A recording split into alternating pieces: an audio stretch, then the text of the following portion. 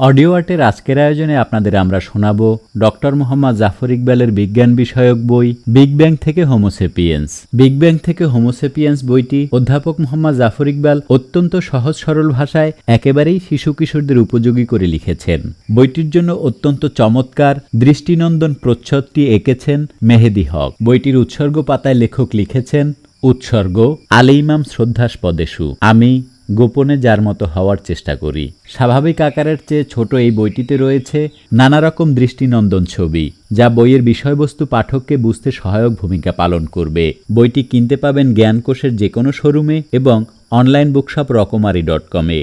বইটির মুদ্রিত মূল্য ১৭৫ টাকা। জ্ঞানকোষ থেকে প্রকাশিত বইটির পৃষ্ঠা সংখ্যা মাত্র ৫৫। আকারে ছোট এই বইটি আমরা এক পর্বেই শেষ করতে পেরেছি।